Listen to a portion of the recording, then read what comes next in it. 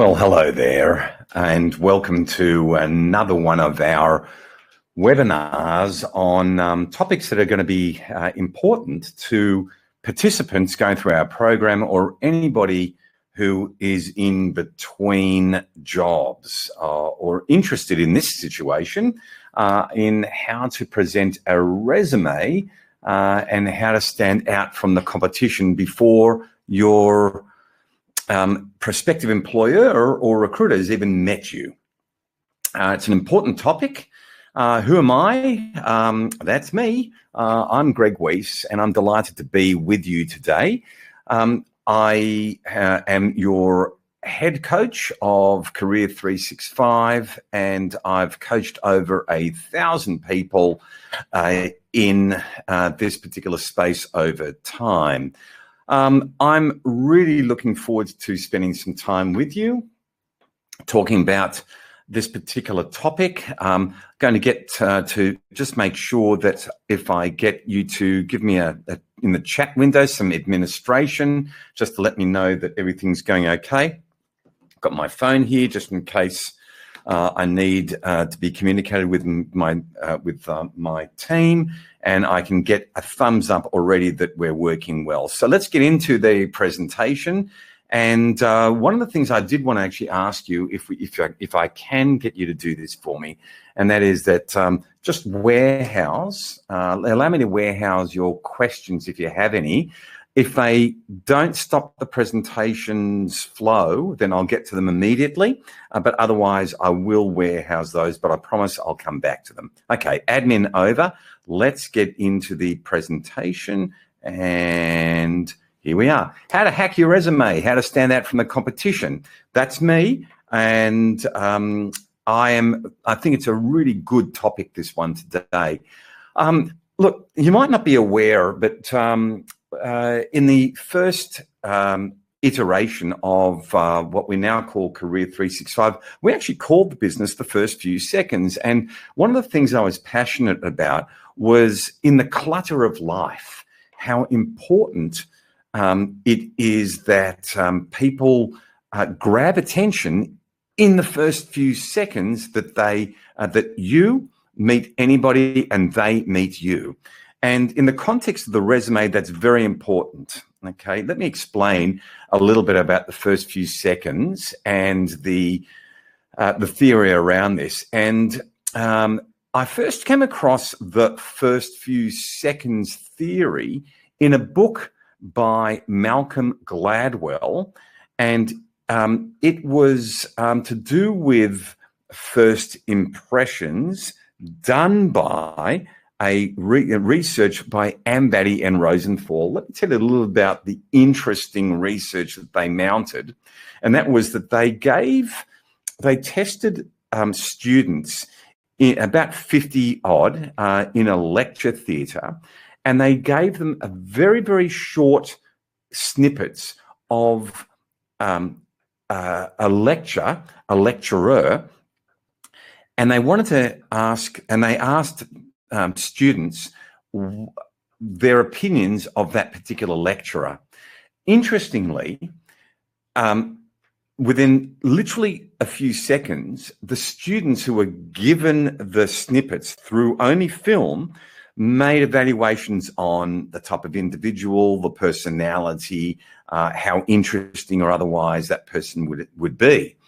And it was deemed to be a very, very accurate assessment that literally within seconds of being seeing just a short bit of information, that those assessments were accurate compared to the assessments given to the same lecturers by students who attended their course for the entire semester. So there's a huge correlation between the ability of a human to be able to make assessments about boring or interesting, stimulating or unstimulating, funny or sad, and all those sorts of things. And so this is very, very important for you to be able to understand that you have only a few seconds to grab the attention of the interviewer or the hiring manager or the or the talent manager. And so they called it, or Malcolm Gladwell referred to this as thin slices, that the first few seconds were good predictors of an overall evaluation. And this has got huge implications for you with your resume, and that is that you need to grab the attention of and stimulate the attention of the reader of your resume. A lot of people don't talk about this, but I think it's absolutely vital that in a cluttered space, which is, say, LinkedIn, which is your resume, with anything else, it's first impressions that count. Now, you may have also, you may think that's a little bit odd, but let me just then reinforce it a little bit with Daniel Kahneman. Now, you may have actually heard of Daniel Kahneman, but there he is. On the slide, it's Nobel Prize winner, and it was, and his work was in the area of behavioral economics and the like. And I want to show you a diagram here, and depending on whether you're going horizontally or vertically, you have different stimuli. We either look at A, B, and C on the horizontal, or 12, 13, or 14 on the vertical. And yet the B can be a 13 or it can be the B, the center thing is either a B or a 13, depending on your perspective. And the amazing thing about just seeing that is that we have inherent ways of looking at stimuli. And these guys, like Daniel Kahneman and his colleague were extremely famous for a whole lot of behavioral economics. But and I'm going to quote from here, which is about the notorious stickiness of first impressions.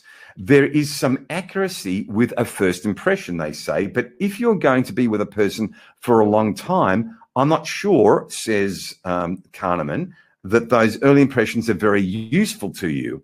Consider the next time you want to ghost someone after, say, one date, they write here. Because of this, he says, first impressions tend to be self-fulfilling. If you take someone to be hostile towards you, you will act hostile to them, and vice versa. If you if you act hostile to somebody, you'll prompt their hostility. And if you're thinking, you had the impression right the whole time. And so what's the implication for all this is that it's very important for you to grab the attention of people who are reading your resume in the first few seconds positively, engage them, stimulate them, and the like. And so there's another piece of research that Kahneman did, which was about starting strong and finishing strong. And so, in fact, it actually inspired the Career Support 365 byline that you'll see here, which is start strong, finish strong, right there. And in terms of that, down below in our logo, it was inspired by Kahneman because first impressions count, as do last impressions. And if you think about just in life itself, if you go into a movie and it doesn't grab you literally within seconds, then you're probably going to be thinking, I'm not sure if I made the right decision. And also, at the very end of the movie, it tends to peak as well. It's called peak end theory, that part, and starting strong is around first impressions research. So whatever I'm saying in the first 5 odd minutes of today's talk, it's about you actually starting really strong and having first impressions management itself. Just noticed I've got a couple of comments, so I just wanted to just check in case anybody had a question to this particular point in time. So that's really important. First impressions count critically, absolutely critically. Okay, the second thing is, let's have a look and see what is it that recruiters and talent managers and hiring managers, where are they coming from? And let's talk about this. if you've had any coaching with me, you'll understand that what I do is I talk about 3 to 5 or at most 5 to 8 candidates. What do I mean by this? Let's imagine that a recruiter, for argument's sake, has an assignment and they're pretty damn busy. Who isn't nowadays? And so what they're going to do is they're going to evaluate a longer list to get to a shorter list of candidates on anything. Now, and it gets down to literally 3 to 5 candidates or 5 to 8. Okay, when I coach people, I often use the example, which is, let's say, for example, that 100 people apply. It means 95 to 97% of that will not even get a look in by a recruiter, or at 5 to 8, 95 to 92% of people won't get a look in. And so the important thing is creating those impressions that create a positive impression for you to be seen and to be thought of. And there's a lot to that we're going to cover off, okay? So they are too busy to interview 10 or 20. Why? Just to get into the head of a recruiter, they're going to be looking at saying, got 4 or 5 assignments to carry on.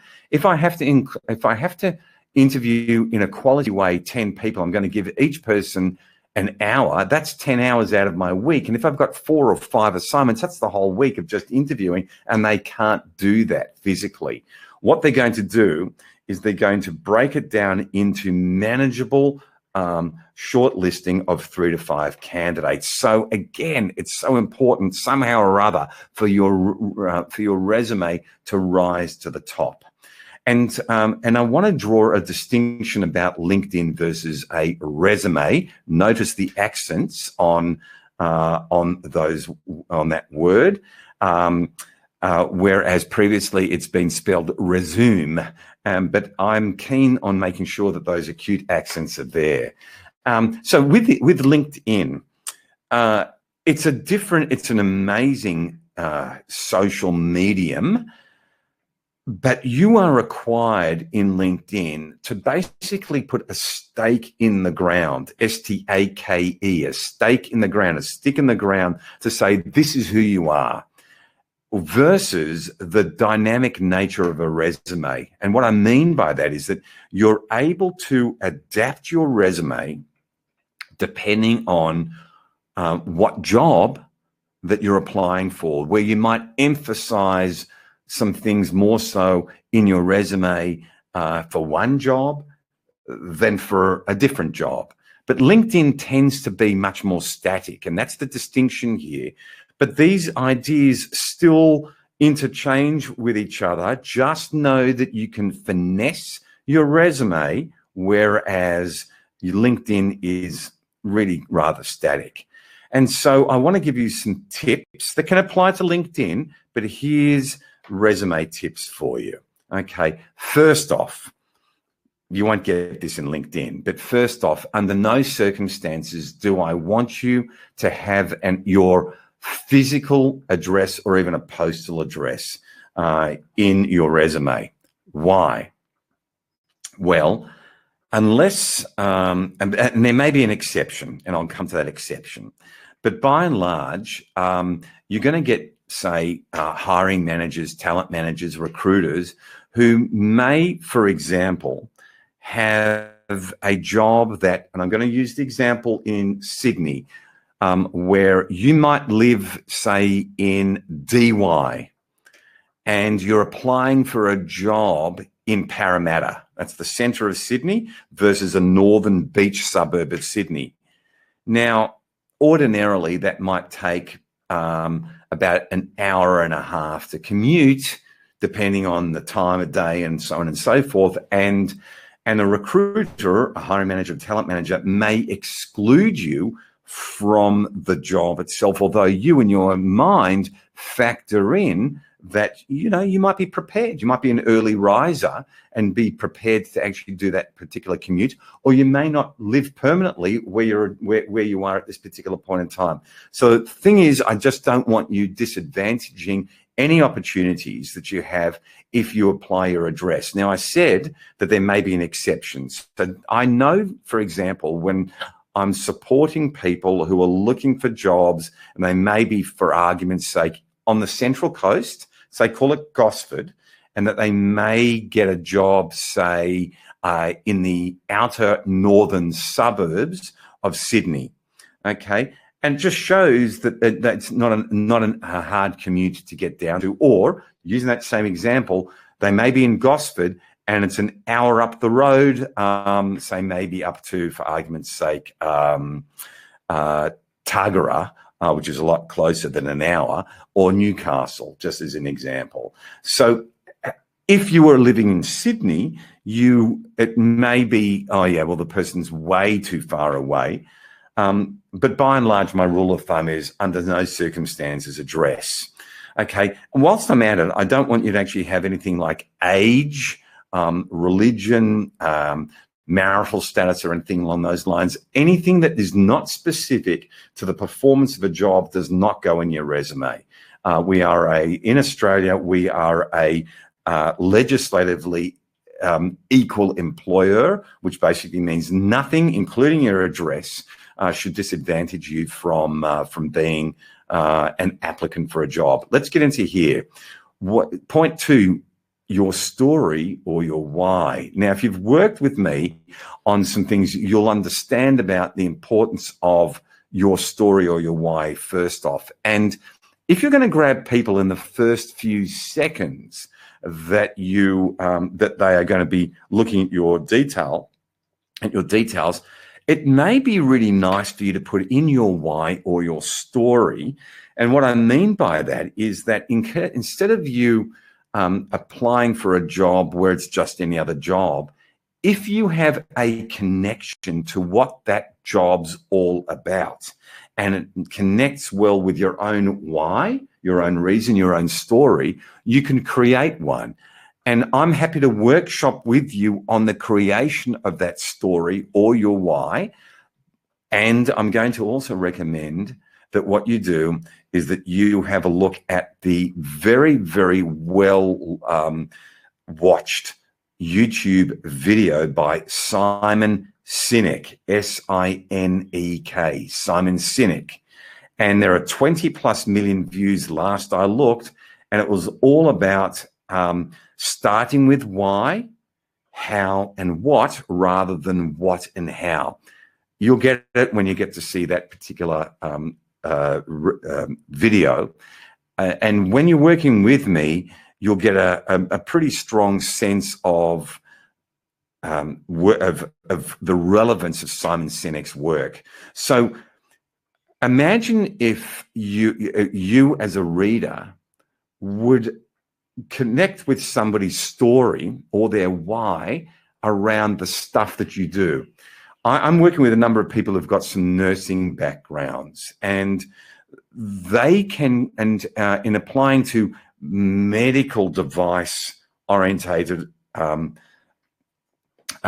organizations, they can talk about why they started nursing in the first place, or how much fulfillment they got out of caring and nursing and so on and so forth, and drawing in what I call an arc between now and later in their life, that draws together an arc from where something happened, a material event happened, to create the why or their connection with what they're doing in their profession, and ideally the job that they're going for.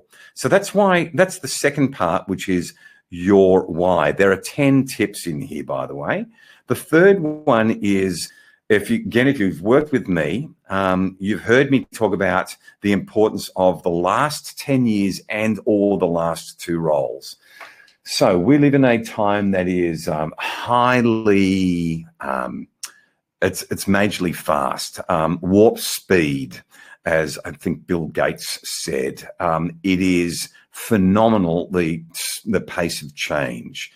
What we're working in. And in that entire context, then, those last two roles that you've held and or the last 10 years are within the context of this major change. Let's say you've worked for 30 plus years. Interesting, and that you've grown in each role. Let's assume that you have. But because of the pace of change, among other things, your prospective employer is employing you because of your experience most recently, because of that pace of change. So I emphasize in your resume to make absolutely the emphasis of the last 10 years and the last two roles. Just make sure everything's around that. And then if you want to go back further, you can, but just make sure that whatever it is that those last two roles. The other thing happens to be that a lot of the time, again, first impressions count.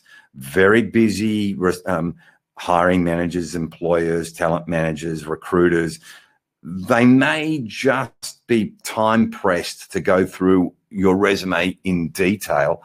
But when they get to see those last two roles and they've lasted a while, or those last 10 years, then they're going to get some confidence that you've got the experience that they're looking for, okay?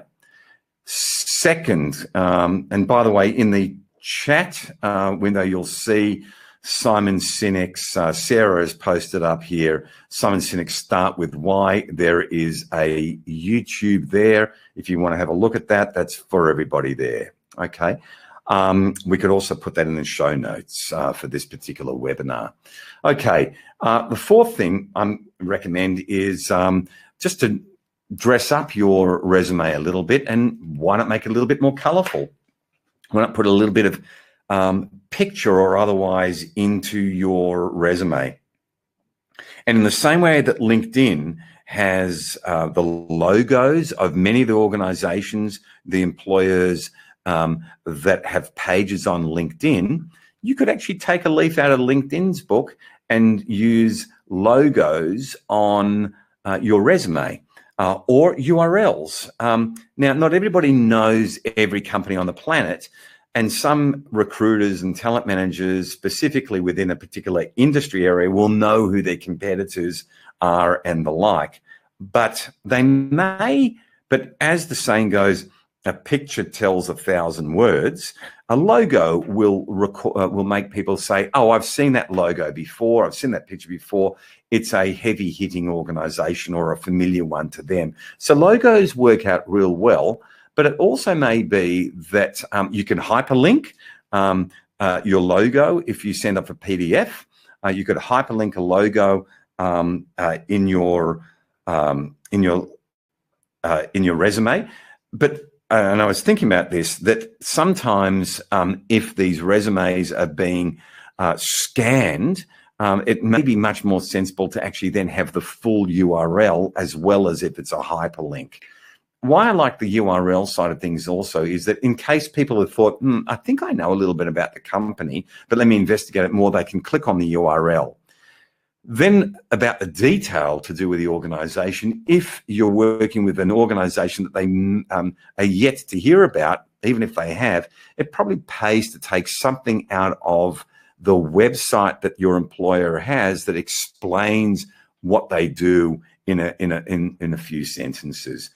So that's point 4, using logos and URLs.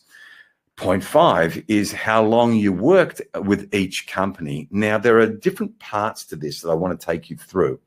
Let's say, for argument's sake, that you worked for 10 years in an organization. There's my last 10-year thing. And you may have had 4 jobs. So it's now November 2020 when this webinar is being conducted. And let's assume that you're still with that organization, for argument's sake, but you started in 2010. It would be helpful to actually have an overarching explanation in your resume to say, for argument's sake, November of 2010 to November 2020, that you worked with Acme, that's the proverbial company, with Acme Corporation, okay? And with that, then there'd actually be, then you explain what the company's done, like according to the discussion that we've had in point 4. And then underneath that, you then have the next section, which is what your chronologically most recent job is. And what I want to make sure of is that you include your title. And with that title, what you actually have is your reporting to whom. Let's go back to title for a moment. So let's assume that your last role was for the last 3 years. And for argument's sake, it's November 2017. So you put down title 2017, what your title was, and then you go into this section, which is reported to whom, that's the title, and how many people reported to you if they did. Then you'll go through a number of responsibilities and achievements and the like, some things that you've done, and then it's the next job. So remember in the example that I've given, which was around you working for 10 years with Acme Corporation, it may be, for example, you had the last 3 years, most recent job, 4 years, the one before, and then 3 years, the one before that. So you want to go through the title, the duration, and so on and so forth, and then with each of these ones, with each title, reported to whom and how many reported to you if relevant. Okay, so that's important. Now, it's not the name of the person, it's the title of the person and how many reported to you. You might say, I had a span of control, for example, of 5 people, and give the titles of what those types of who reported through to you. And what is important within each of these roles that you had. So when we actually talk through the title and what you actually and what your responsibilities were, if you've worked with me or seen the modules around this stuff, then I rather you use achievements versus responsibilities. Now, I'm not fixed on this. It's just a strong preference of mine. And that is to do with the idea that if you show the value that you created within your role versus just the responsibilities that you had, then it shows your next prospective employer what it is that you have done. Okay, so with regards to achievements versus responsibilities, I want to take that green part on this slide is SMTs. And I took that, and again, it's in the modules, but I want to make sure that I'm driving this point real well, and that is, if we take this from SMART goals, SMART. SMART stands for specific, measurable, achievable, realistic, and time-bound. And what I'm encouraging all of you to do in a more modern, pithy, harder-hitting resume and your LinkedIn is to look at your achievements with an SMT model. Let me drive this point home. I've written this out here. I'm going to read this out to you. Imagine in your resume, which is common, I might see something saying, for argument's sake, responsible for increasing sales, versus using the SMT paradigm, specific, measurable, and time-bound, is grew sales in X line from Y dollars to Z dollars in W period. Example, let me go a little bit more specific here. Grew sales in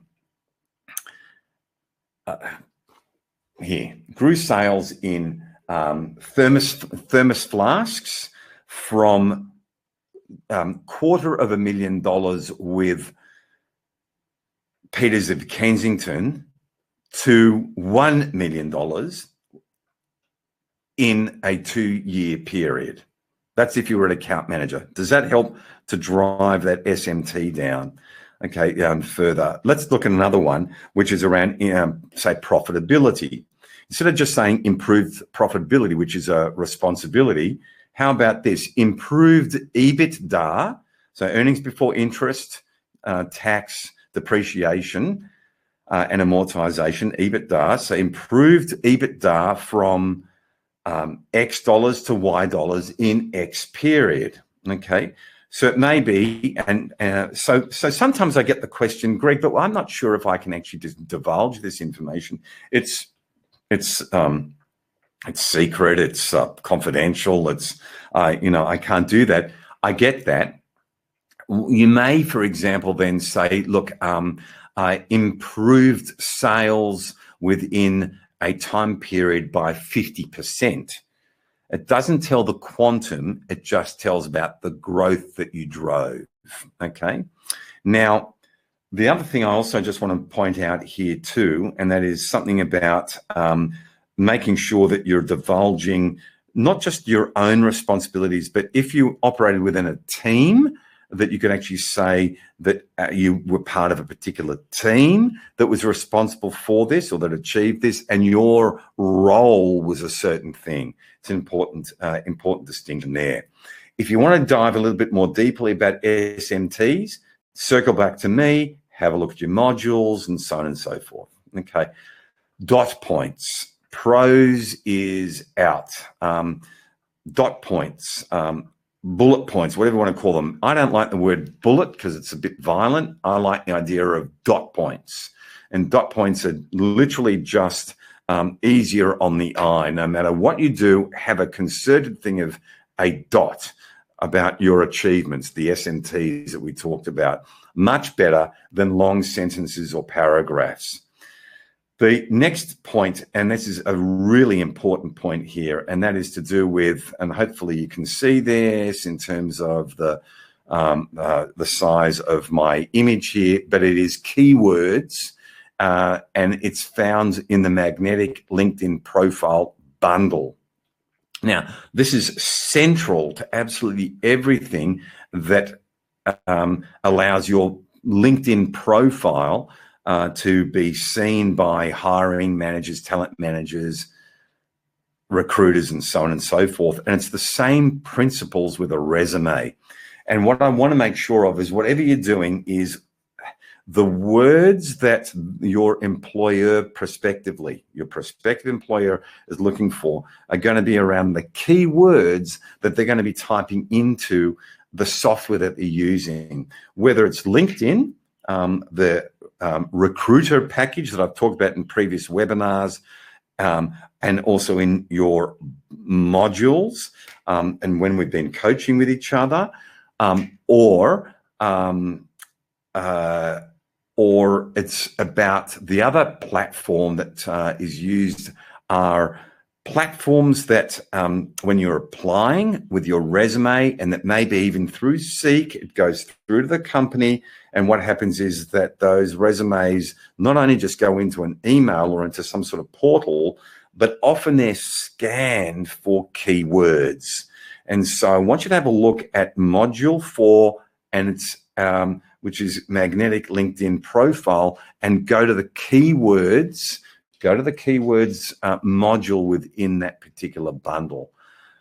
Knowing, again, I want to emphasize that whether it's LinkedIn, the recruiter package that recruiters will use or employers will use, using that package to determine people use based on keywording, what type of experience they have in their LinkedIn profile or in their resume, it's extremely important. So again, I want to repeat, you may not be aware of this. Imagine a piece of paper figuratively comes in to an inbox. Say it's your document. It's loaded into a portal. That portal then may take it to the next stage, which is scan all resumes and rank them against keywords. So again, want to emphasize the absolute criticality of module 3 in the bundle, or it's the one on keywords in any case within the bundle called Magnetic LinkedIn Profile Bundle. Okay. I wanted to cover a small point about cover letters as well, and that is you need to cover all selection criteria that are within the job advertisement in order for you to be able to get past go. When I used to do recruitment, we would do something as follows. We'd actually sort people according to their resume. And then what we'd do is we'd look a little bit more deeply after we sorted them into like our really interested in these people list, somewhat interested and knows. The somewhat interested would remain there until we were absolutely sure that the really interested pile was robust enough. And then what we do is we'd actually have a look at the cover letters. Cover letters are a pain in the proverbial. I'm sorry, but it is required. And what is necessary is the selection criteria that you handle at least all the essential stuff. Now, I've put down in green here about private versus government jobs, and that is that it's probably a little bit more forgiving if you're applying for a private enterprise role around a cover letter. But government jobs will consider a cover letter differently to how I just explained before about what we would do looking at a resume and a cover letter then secondarily. A cover letter is highly valued by many of the government entities that I've dealt with over time. They want to see that in a cover letter that all the selection criteria are being handled, and if you can't answer those, they'll move your application to that particular side. So cover letters are important. Have a look at again at the bundle within your modules around that. Okay, that gives you 10 points plus cover letter to be able to go through. I do also want to be able to make sure that I'm re-emphasizing the territory that we've gone down. We've talked about the importance of the first few seconds. You've got to grab people in the first few seconds.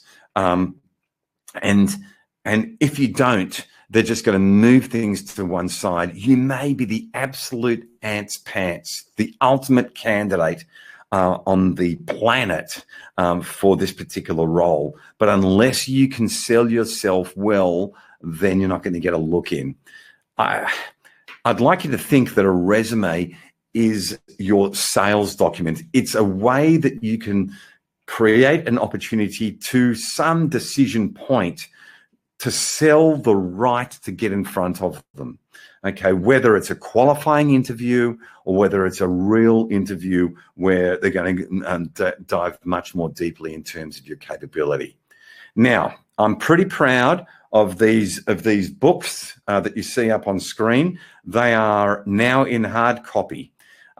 In order, they are Career Clarity on the left-hand side, How to Find Career Fulfillment, then once you're clear about things, how to network so that you can unlock their hidden job market and you don't have to rely on recruiters, and Career Success. Today, I coached somebody around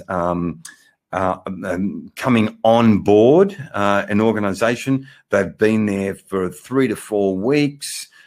We caught up about what that first 3-4 weeks was like, some issues and so on and so forth. This Career Success book is an absolute how to succeed in your new job and succeed in your probation period. Okay. Questions. I have one. Do you have any examples of how you could grab attention in your cover letter? Very good question. Yes, several. One is you may want to have different colors. You may have a table where you've got the selection criteria, say, down the left-hand column, and on the right-hand column, your examples of evidencing that you've got those. I would, in the first paragraph, grab the attention of the reader to say that you're excited about working with them, that you respect the company. More importantly, again, coming back to the Simon Sinek, start with why your story is about how it, if it's relevant, if it works real well with how your soul, how your heart is actually programmed for why you want to do this type of job. So imagine if you've got somebody who says along the lines of my XYZ relative died from heart disease. I'm making this up as we go. Died from heart disease when I was only young. It had a profound effect on the rest of my family, and on account of that, I became totally fascinated with all matters health. Your company, assuming that they're involved with health, fits squarely within my whole raison d'etre, my purpose in life, which is to improve the health delivery to everybody. Now that, if I were an employer evaluating a cover letter and seeing that, I'd be blown away. You could also have that same statement on your resume, because your cover letter and your resume may end up getting separated, or one may not be seen at all. If it's my typical way of recruiting, it would have been in the private sector, where maybe we would have actually had a look at the cover letter, okay, within the recruitment side of things. And I never ever, by the way, as a recruiter, I never ever put forward a cover letter to my client. It was always the resume, never the cover letter. That's why it's important to have it on both. That was a very good question. Are there any other questions that may be helpful here? I do have a question about pictures. Should you use a picture? Now, when I coach people with LinkedIn, and certainly in your magnetic LinkedIn bundle, we talk about pictures, about how important a profile picture is. It's up to you for a resume. I want to be honest here and say that sadly there is some ageism about, and this is just sort of a bubbling thought of mine, because I did deal with some people who are the other age of the other end of 40. But what I'm a little careful about, frankly, if you're putting in a picture. Let me tell you a few of the so-called horror story legends. I remember being in recruitment, and somebody, and I had this picture of this woman who put up a picture, and my first impressions in those days was, geez, that's a bit vain, or whatever it is. In any case, the person walked in, and my first impression was, man, this woman is aged. Now, I'm not being un-PC here. What I'm saying is that if you're putting up a picture, make sure it's a recent one, and one that's flattering for you, but in the constraints of, in the same way I don't want you having an address. If you think that a picture is going to promote your capability, then go for it. If it doesn't, if you think, I'm not going to do that until they meet me, then leave it off. Font is another thing. Try and get to be as much 12-point font. It's just easy on the eye. Titles, bold them. Company names, bold them. Bullet points are fine. Plain text for the bullet points. But I said bullet points, not dot points. It's dot points. Plain text for your dot points. Another question may be on your resume. What about reason for leaving? I didn't put this in, but let me just handle this at this particular point in time. Look, if you've been a contractor, write that you were a contractor and why you left is the contract ran out. It may be that you, so somebody I coached only recently is in a role that is a parental leave replacement role. There's a certain prescribed time that contract's open. At the end of that contract, assuming they're not going to resume, you'd actually say role completed due to the end of requirements, and it was a maternity or parental leave role. If, however, you were made redundant due to COVID, I'd basically say along the lines of reason for leaving, restructure, one of many people let go due to COVID. Couple of lines there handles those. Okay, so there are a couple of good questions. Okay, before we finish off, any other questions? I'm going to leave it because we do have a slight lag. Otherwise, what we've got is a fair bit that we actually covered off, and I hope you really enjoyed that. Again, next steps for you would be, if you want to catch up with me or anybody else that you're coaching with. A lot of the people who are on today, I recognised that you're coaching directly with me, which is great. If you want to grab some of those books, you can get them through our website. They are really valuable, not only for you, but maybe for friends who haven't been given outplacement support. That may be very, very helpful as well. Okay.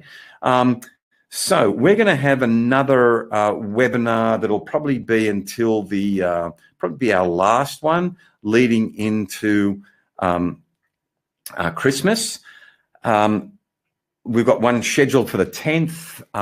I may need to move that to the 17th. We'll reach out to you in any case and just let you know if those things change. But either way, I'm hoping that today really was a helpful one for you. And just remember, whenever you're writing a resume, grab the attention of people in the first few seconds, go through those 10 tips. And if you ever need to run your resume past me or anybody else, just send it through to us at my email or inquiries@career365.com.au. It was a pleasure spending time with you. I hope you got a lot out of that. Bye for now.